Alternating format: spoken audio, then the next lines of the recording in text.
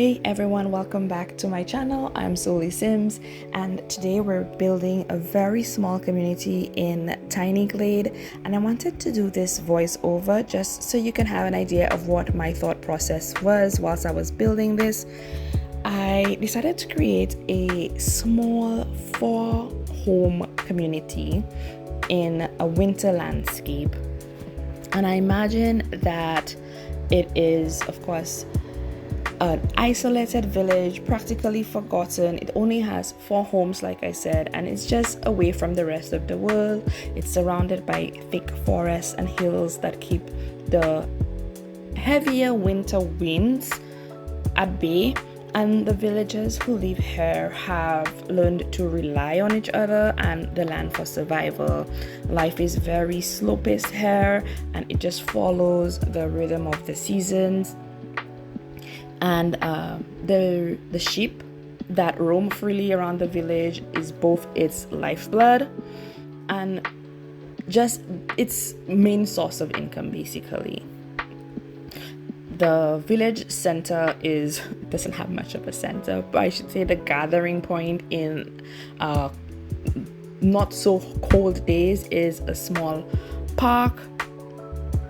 It's a very old park, but it has been there for the longest time, as long as anyone can remember, actually. And although the village is small, it's a close-knit community, and they just learn to endure together. So we will start with Wilfred, who is the shepherd, and he lived in this village the longest. He's been there the longest. His father was a shepherd, and his father before him, all tending to the same flock of sheep that now roam freely through the pastures and the park. Wilfred sees the sheep more than livestock. They are part of the village's spirit and moving at their own pace, much like life around them. He spends his days ensuring that they stay healthy, they're wool, thick and warm, providing for the village's needs. And so he basically tends to the sheep, shares their wool for trade. And Wilfred himself, he's wise and reflective. His house is the smallest one, and it's the closest one also to the edge of the village, I guess you could say, where it is mostly pasture, where the sheep mostly roam. So yeah, and then we move on to Marla and Gregor, and they are the backbone of the village in that they are master builders, and they've made sure that every house and structure can withstand the weight of the winter's snow and just whatever winter storms that may come their way. Gregor learned the trade from his father, and Marla, who is skilled with her hands, has just become as vital in keeping the village standing.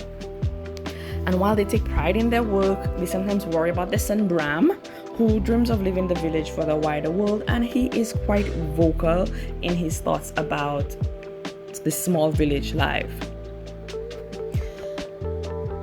So we move on now to, Bram. Bram is young and he's restless. He is a stark contrast to the slow, enduring life of the village. He helps his parents repair homes and patch roofs, but his mind is always elsewhere, and he often stands at the edge of the village, just staring into the forest, wondering what lies beyond the endless snow. His parents remind him all the time that the village has needs and he should put it first, but he just can't help feeling that pull of adventure, particularly when he accompanies old Wilfred to the trade routes. He doesn't go past a certain point. I imagine, like, after they get to that trade station, he sees that the opportunity is there to go further out and venture and explore, but it is not something that he can really do. Then we move on to the foragers of our community, who are Celine and Evelyn. So Celine has always had a deep connection to the forest, so even in winter she knows where to find things like hidden herbs and roots and berries, basically scouring the frozen earth for what the villagers need to survive. Her daughter Evelyn often accompanies her, although she finds the endless foraging just a little bit tiresome. Celine, however, she loves the land. She believes that the forest speaks to her in its own quiet way, and I imagine she's also the village healer as well. And Evelyn is just a wanderer. Her heart isn't in foraging. That's not what she wants to do. She often finds herself daydreaming of life beyond that, beyond the village.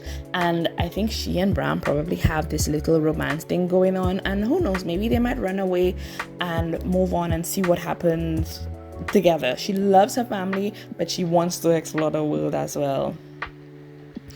And we have Ilara, the storyteller, that's the last house in this village. She grew up listening to Wilfred's tales of the village's past, and now she's the village storyteller, and she spins her own stories for the villagers, especially during the long cold nights. Ilara's stories bring the villagers together, and she just weaves so much fantasy and history into the tales that will provide them with comfort and laughter and a sense of belonging as well. Her parents run the village communal firehouse, the heart of their tiny little world, and it's here that Ilara performs her, not magic per se, but her storytelling magic. And she just brings light to some of the darkest days that they may have. Her parents are Mira and Harold, and that's it, guys. This is the story of my tiny community and who lives here. I hope you enjoyed it as much as I did envisioning it whilst I build, and I will see you again in my next video. Bye.